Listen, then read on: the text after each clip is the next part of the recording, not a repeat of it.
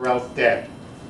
Eugene Victor Debs, the famous socialist leader, was thrown in jail where he languished until a Republican president let him out. Wilson wouldn't let him out.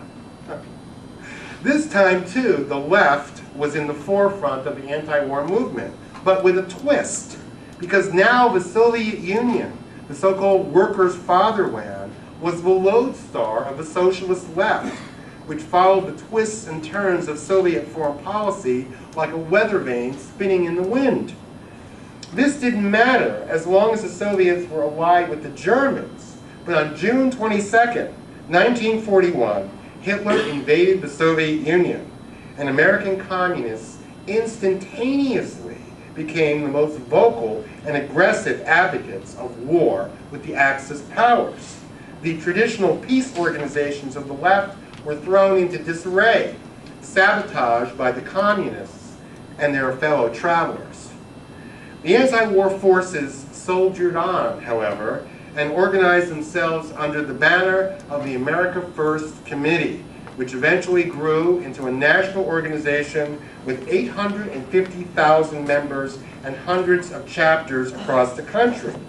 It was an alliance that spanned the political spectrum, with former liberals such as John T. Flynn, the financial writer, joining hands with conservative businessmen from the Midwest, such as Henry Regnery and Howard J. Pugh, millionaire types, to oppose U.S. entry into the Second World War. Most Republicans and virtually all conservatives were anti-war. On the other hand, most of the left, excepting the Trotskyites, were fanatically determined to get the U.S. involved. It was a so-called Popular Front, extending from the conservative Southern Democrats to the Communist Party that constituted the war party in those days. The Peace Party was made up of the Republicans, except for the bellicose Eastern establishment and the conservative Midwest, which feared and hated Roosevelt and all he stood for. The battle for the hearts and minds of the American people continued right up until the Japanese attack on Pearl Harbor, with the pro-war left slowly but steadily gaining the upper hand. The war party launched a propaganda campaign without precedent in this country, a smear campaign that labeled anti-interventionists as isolationists and accused the America Firsters of being in the pay of Hitler. Hitler's fifth column in America screamed the headlines of the Daily Worker and the New York Post, and the New York Times took up the cry. When war finally came, the dictatorship of the dictatorship that the conservatives feared looked as if it had come to pass, with the rounding up of Japanese Americans who were put into concentration camps, wartime censorship, rationing of food, and an atmosphere of fear-mongering and political conformity rivaled only by that of the European despotisms. Certainly, in wartime conditions, with rationing instituted everywhere, the sting of economic depression was nearly gone. And the smear campaign, along with a well-publicized sedition trial, which actually occurred, took care of FDR's political enemies, who were either silenced or went underground. So what lessons can we draw from this complicated and fascinating history? What kind of examples should we look to? What heroes do we find here? What villains have been uncovered? Well, we can detect a certain pattern, I think, if we go a bit further along in the historical record. For we find that in the post-war period, the left once again regained its anti-interventionist footing, and once again took its place in the anti-war movement. That's because the Cold War began in earnest, and the Soviet Union called on its American fifth column to take up the banner of peace. And the conservatives turned in the opposite direction, with the founding of the modern American conservative movement centered around William F. Buckley Jr.'s National Review magazine. the formerly isolationist conservative Republicans became rabid, pro-war interventionists whose hatred of communism blinded them to all their old arguments against global interventionism as basically antithetical to conservative principles of limited government.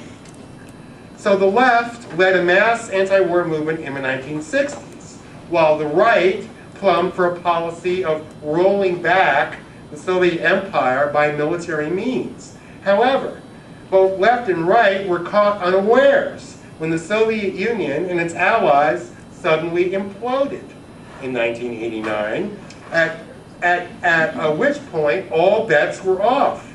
After a decade or so of ideological confusion, the conservatives were drifting back into what is today called isolationism, while the left was reverting back to Wilsonian internationalism with the war in Kosovo under Clinton and his many interventions, until the whole thing was blown apart by the 9/11 terrorist attacks. The consequences of this were that the left, after a marked retreat, rediscovered its old anti-interventionist principles, spurred to be sure by hatred of what they called the Bush regime. The run-up to the invasion and conquest of Iraq was marked by a huge anti-war movement, with millions taking to the streets all over the world. And then, when the Republicans were turned out of office, the Republicans who had forgotten and buried their anti-interventionist, anti-war past, for the most part, the tide turned once again with the sorry events that I chronicled at the beginning of this talk, if you can remember back then. So again, what lessons are to be drawn from all of this? The principal lesson, I would contend, is that consistent opposition to war and intervention is a rare thing.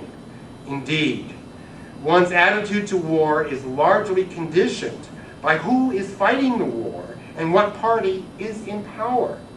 This isn't always true, but it is true enough to take the lesson that international politics is dependent on domestic politics, and that the latter usually determines one's attitude toward the former.